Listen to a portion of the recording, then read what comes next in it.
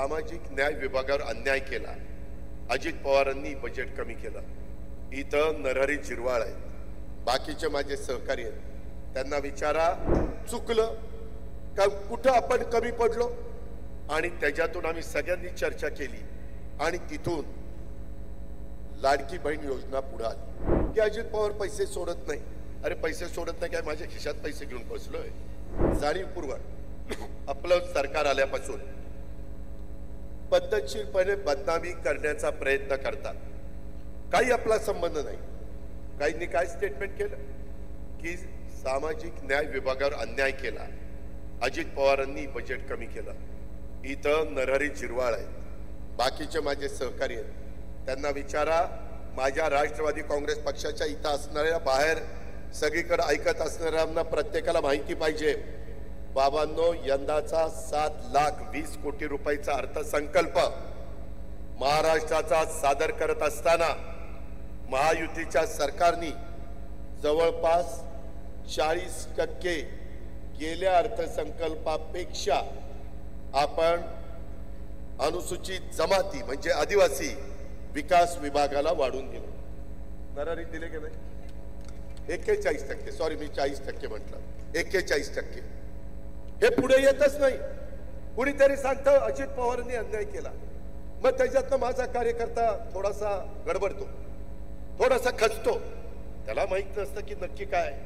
आता तुम्हाला कळलं पाहिजे की उलट आपण 41% गेल्या वर्षीच्या तुलनेमध्ये माझ्या आदिवासी समाजाला जास्तीचे दिलेले. सामाजिक न्याय विभागात माझा मागासवर्गीय समाज आहे, त्यावेळेस आपण गेल्या वर्षीच्या पेक्षा 38% तिथं जास्त दिलेले. मुख्यमंत्र्यांनी पण त्याच्याबद्दलचं स्टेटमेंट केलेलं तुम्ही ऐकलं असेल, पण त्याबद्दल त्याला जेवढी प्रसिद्धी मिळायला पाहिजे तेवढी प्रसिद्धी दुर्दैवाने मिळत नाही. आणि मग आपल्या बरोबर पण काम करणाऱ्या माझ्या मागासवर्गीय समाजाला, आदिवासी समाजाला वाटतं अरे असं झालंय का. अजित पवार आणि त्यांचे सगळे सहकारी आणि राष्ट्रवादी काँग्रेस पक्षाचे नेतेगण फक्त शिवशाहू फुले आंबेडकरांच्या विचारधारेने चला एवढं भाषणापुरतं सांगतात का? नाही, आम्ही प्रत्येक गोष्ट कृतीमध्ये करतोय. आता इथं आदिती तटकरे बसली आहे, त्याच्यामध्ये तिला विचारा, मागच्या वेळेस आपला दारुण पराभव लोकसभेला झाला, 4च जागा मिळाल्या.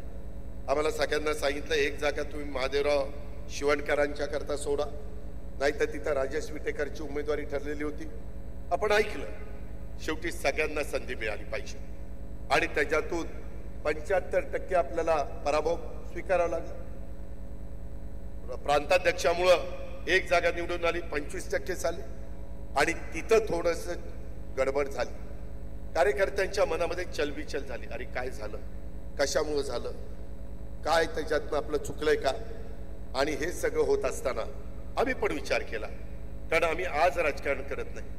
सुदैवाने माझ्यासारख्या कार्यकर्त्याला एकत्र काँग्रेस असताना प्रफुल्लभाईंना माहितीये, प्रफुल्लभाईंना पण 91लाच खासदारकीचं तिकीट मिळालेलं होतं काँग्रेसचे उमेदवार, आणि मलाही 91 साली खासदारकीचं तिकीट बारामतीतनं मिळालं होतं. आम्ही दोघे एकत्र खासदार झालो. नंतर काही राजकीय घडामोडी घडल्या, मला राज्याच्या राजकारणात यावं लागलं, आदरणीय पवार साहेबांना दिल्लीत जावं लागलं.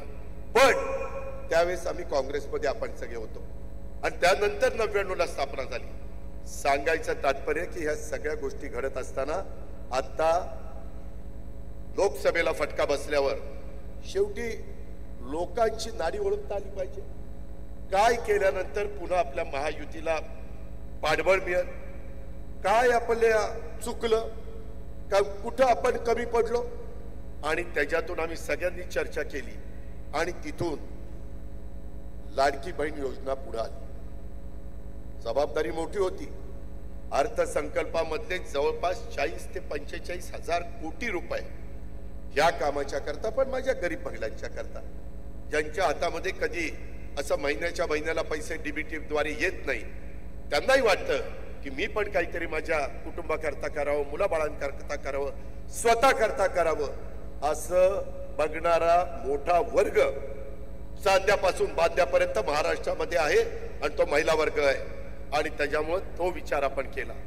तो विचार करत असताना पुरुषांच्या करता पण आपण अनेक जण बळीराजा म्हणून काम करतात, शेतकरी म्हणून काम करतात, त्यांच्याकरता देखील बरेच दिवस माझ्या मनात होतं की कुठंतरी यांना 3, 5, 7.5 हॉर्सपॉवर जेवढं आपल्याला झेपेल, कारण मी राज्यामध्ये फिरत असताना सगळ्यांना सांगतो, बाबांनो, सगळी सोंग करता येतात, पैशाचं सोंग नाही करता येत. आपला प्रपंच करत असताना, आपल्या घराचं कारभारी पण करत असताना, तालुक्याचं, गावचं, जिल्ह्याचं, राज्याचं नेतृत्व करत असताना, आणि त्याच्यातून ही 65,000 कोटीचा भार हा राज्य सरकारने त्या बाबतीमध्ये उचललाय. मी स्वतः आत्ताच मंत्रिमंडळाची बैठक करून त्या ठिकाणी आलोय. तिथं पण आम्ही सगळे येताना काही ना काही विचार केलाय की रिसोर्सेस कसे वाढतील. रिसोर्सेस पण वाढले पाहिजे. पगाराचा खर्च आहे, त्याच्यामध्ये आपल्याला पेन्शनचा खर्च आहे, तो तर करावाच लागतो, त्यांचा हक्क आहे, उपकार करत नाही आपण. आणि त्याच्यातून डेव्हलपमेंट पण झाली पाहिजे. अपेक्षा पण लोकांच्या खूप आहे, आणि म्हणून या सगळ्या अपेक्षा पूर्ण करत असताना आम्ही अनेक प्रकारे त्याबद्दलचे निर्णय घेतो.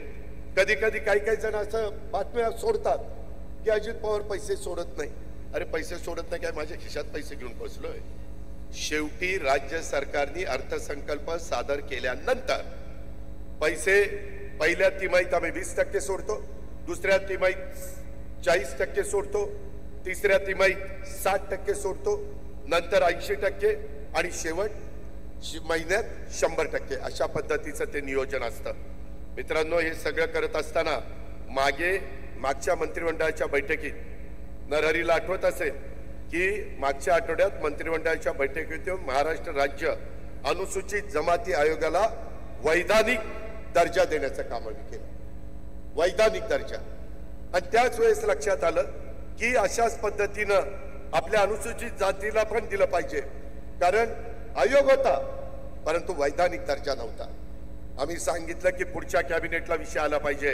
मित्रांनो, आज झालेल्या मंत्रिमंडळाच्या बैठकीमध्ये आपल्या महायुतीच्या सरकारने महाराष्ट्र राज्य अनुसूचित जाती आयोगाला वैधानिक दर्जा देण्याचं पण काम. सोशल मीडियाच्या भाऊ गर्दीत विश्वासार्हतेने चकाकणारे नाव म्हणजे लेट्सअप मराठी.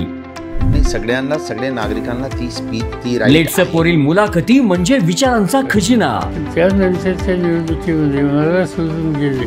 बातम्या केवळ वस्तुस्थिती सांगणाऱ्या, न प्रोपगंडा, फक्त जनतेचा अजेंडा. क्योंकि आने वाला कल जाने वाला है, जाने वाला कल आने वाला है. राजकारण, मनोरंजन असो की क्रीडा क्षेत्र, महाराष्ट्राची स्पंदने संवेदनशीलतेने टिपणारे माध्यम म्हणजे लेट्सअप मराठी. जगासोबत एक पाऊल पुढे राहण्यासाठी लेट्सअपचे ॲप, सोशल मीडिया आणि वेबसाईट सोबत कनेक्टेड रहा.